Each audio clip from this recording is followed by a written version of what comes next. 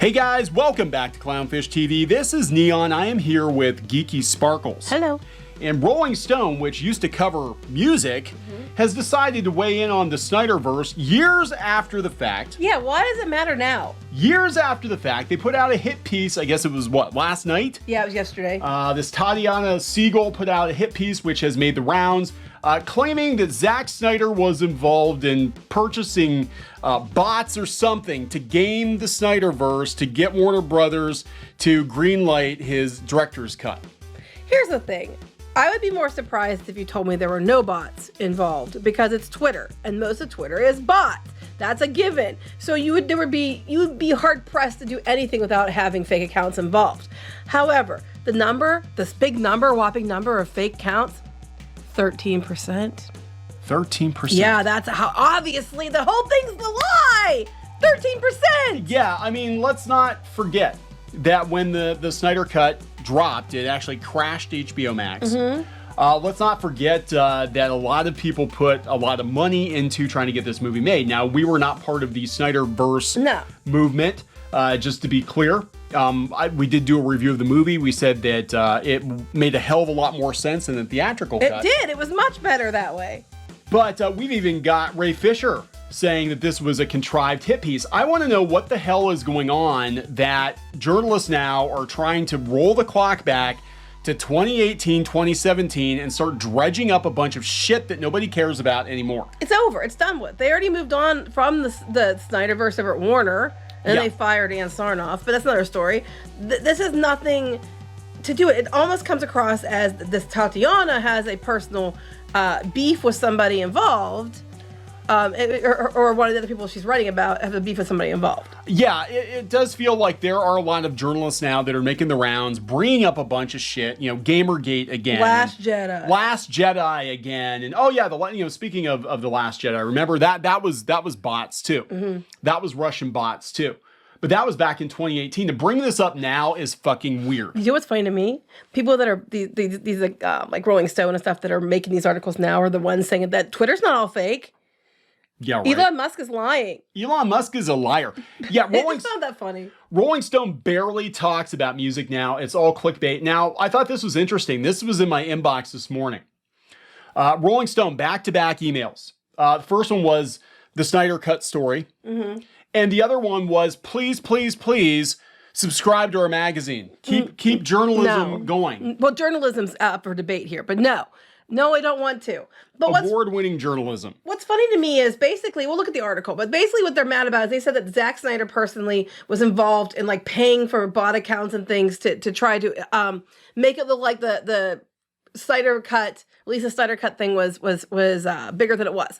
My comment to this is, as somebody who studied this stuff for years, I can guarantee you that any major company pays for other companies to boost their numbers.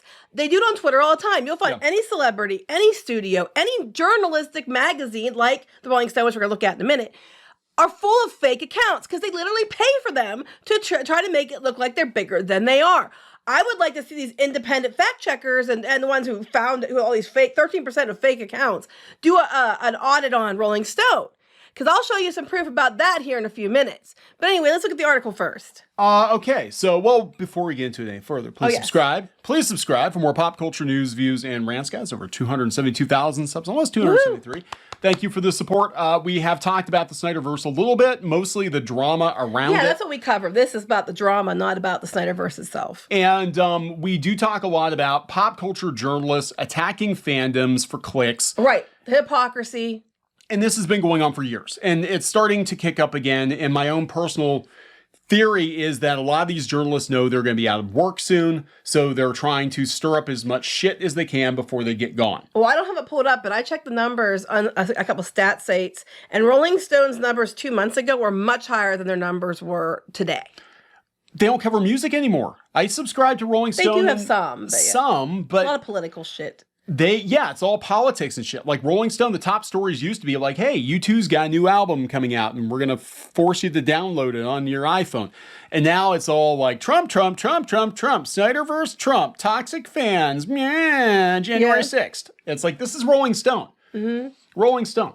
But here's the meat of the article here. two firms contacted by Rolling Stone that track the authenticity of social media campaigns, was it Q5ID and Graphica, also spotted inauthentic activity coming from the Snyderverse community. Another firm, Lethia Group, found that the forsnydercut.com domain, which claims to have made the release of Snyder Cut hashtag go viral in 2018, became the landing hub of the efforts, was, at least at one point, registered to a person who also ran a now-defunct ad agency, which promoted its ability to bring cheap instant avatar traffic to your website. Whoa. Why do they act like this is a shocker?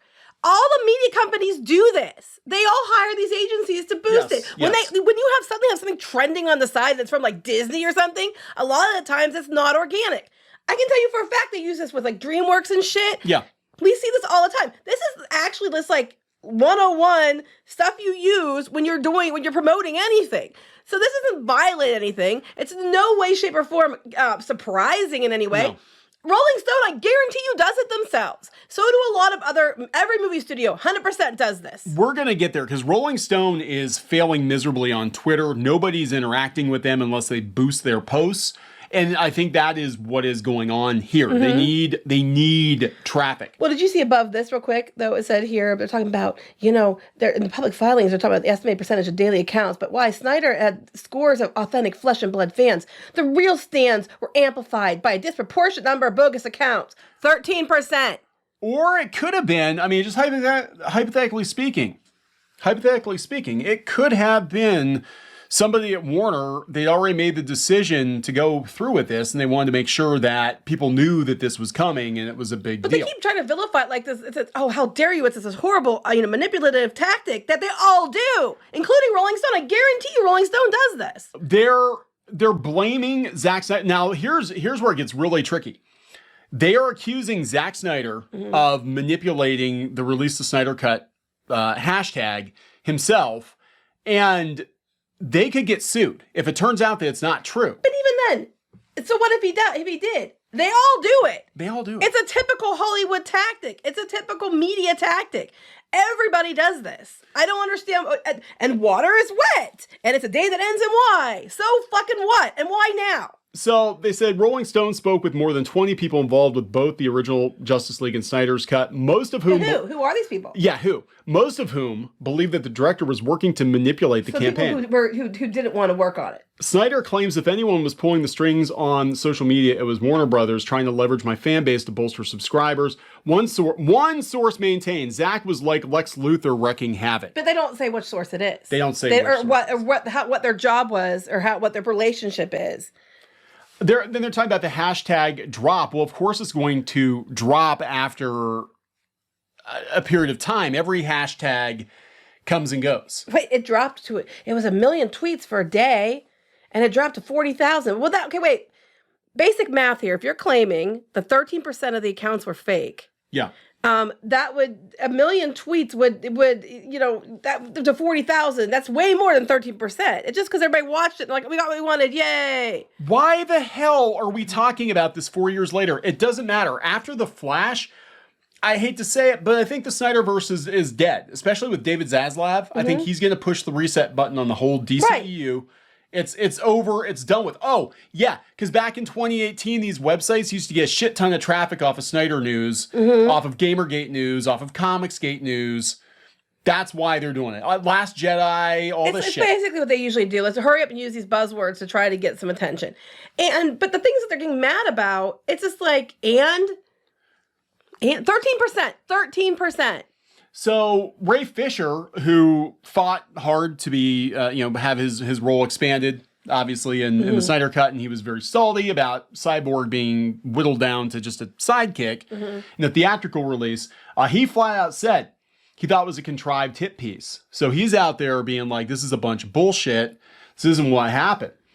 So Fisher said, exclusive waning reporter Tatiana Siegel fails to overshadow digital release of Zack Snyder's... is that what this is? Yeah, the digital release is coming out. Okay, that makes sense. Yep, sources say reporters still butthurt after being called out on lies in 2021.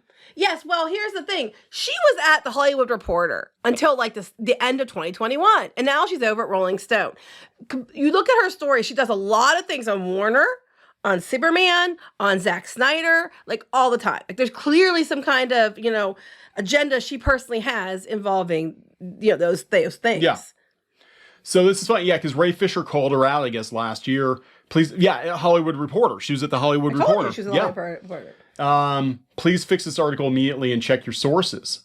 So I think they were talking about replacement for Cyborg, and they just cut Cyborg out of the movie completely, and he was pretty ass mad about it. So he's basically like, she's a fucking loser. Well, yeah, well, people would change something for a second. People were like tagging me on Twitter, and they're like, "What do you think about this?" And I'd be like, "Well, yeah, I'm 100% sure there were some fake accounts involved. I mean, it's Twitter. Yeah, we already know that Twitter is made up of a lot of fake accounts. It's been a big point of discussion. The same people who argue all the fake accounts are what made Last Jedi popular. They keep trying to. This is their defense until Elon Musk points out the fake accounts, and then they're like, oh, there's not that many fake accounts. It's like you got to pick a side here. But can I say this for a second? So I went and did a little digging. So Rolling Stone is supposed to have 6.4 million followers. Well, legitimately speaking, if that's true, that would be a lot of people to interact with their articles. Yeah. Here's some of their articles. I pulled up different days. Look, this one of Bennifer with 295 likes, 17 comments with 6.4 million. Here, Bad Bunny was the star of MLB All-Star Celebrity Softball Game, and I tried to pick some of their bigger ones, guys. 4 comments, yeah, 862 likes, 6.4 million followers. Something tells me that a lot of those followers might not be real people. So I don't have a lot of followers on Twitter. I have about 18,000. I get more interaction. Because you're a legitimate account. I'm like, it's ridiculous. I don't have a blue check. Wolfgang Van Halen. That was one of the bigger ones I picked. 1,456 likes. 6.4 million subscribers. It's actually music. Oh my God, I'm Rolling Stone. Megan Thee Stallion, because this was their pinned post. Yes. And it's a big popular, singer. 8,000 likes, 175 comments with 6.4 million followers. So to go back to that original email blast that I got this morning, where they were begging for people to subscribe for their award-winning journalism, my theory is Rolling Stone is failing miserably. They're going to lay people off pretty soon, and they're trying to whack the beehive as hard as they can. And my theory is they have 6.4 million subscribers, and I'm betting it's higher than 13% that aren't real. Cardi B, 27 likes and 3 comments. Eddie Munson, Stranger Things. Everybody's talking about Eddie Munson. It's everywhere. It's like one of the buzzwords to talk about. 2 comments, 67 likes. They're talking about this is one of their bigger ones. Sin Manifest Luxury in a House with a View. 376 likes for Trump. They tried Trump. 30 comments and 309 likes. This is their interaction on account claiming to have 6.4 million followers. And they're going to lecture everybody else on bot accounts and buying fake, interactions, and maybe they paid to promote it. There's going to be other things that would explain the number of shares and likes and interaction that would be beyond bots. But 13% is not a very big percentage. When you're going to make this claim, that means 87% you're claiming were legitimate. Now, what's really weird is they just keep beating this drum. You were playing on Rolling Stone. They keep somebody's got a personal posting beef. Posting it, reposting it. So we have like, look, 1, 2, this one's been promoted, I think, 4,000. 3, Snyder Cut again. So there's 4 reposts of the Snyder Cut article? Like what? That was just hell? That they posted like once or twice since then too. Yes, since that they keep the other articles they post a little bit, but they keep pushing this one over and over and over again. There is completely a personal reason for this. There's an agenda driven reason for this, and what got me the most was their making these comments and having such a shit fit about something that was 4 years ago for one, 13% for another, and going on about fake accounts when they are probably themselves full of fake, bot accounts. So this is, there's another article. They called it unwatchable, or is this same article? Same article. So oh my God. We went and found people who didn't like it and put them in our article. Now, Ray Fisher has no reason to back up Warner or any of that stuff. No, and they fired him. Right, and he's even like, no, this isn't true.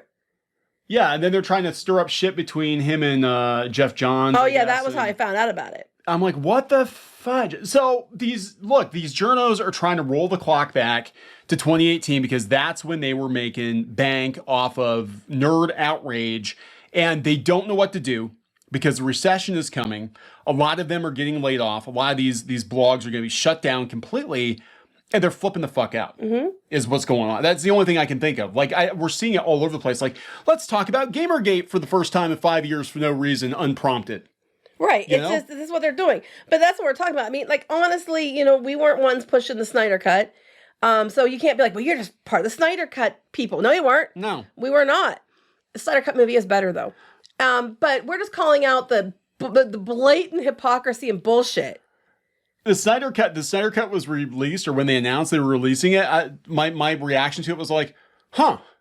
Cool. Because we didn't think they'd actually get it pushed through. Yeah, and I didn't like the theatrical cut, so I'm like, oh, okay, good for them. I hated the theatrical cut. It made no sense. It made no sense. So it's just funny to me because there's a lot of shit, a lot of lies. And then people are like, they're saying some of these accounts are fake. I'm like, well, I'd be surprised. I'd be more surprised they said there weren't any fake accounts. Because if it's on Twitter, you know damn well, if you have 2 brain cells, some of the accounts are going to be bots. But that is literally the business model of Twitter at this point, is there's a bunch of fake accounts that are used to promote celebrities, the media, you know, different things. And you can go pay these companies to buy them. They'll boost your posts, they'll retweet you, there's all these things you can literally buy. I am waiting for the lawsuits. I'm waiting for the lawsuits against Twitter from the advertisers that have paid to promote their posts to bots.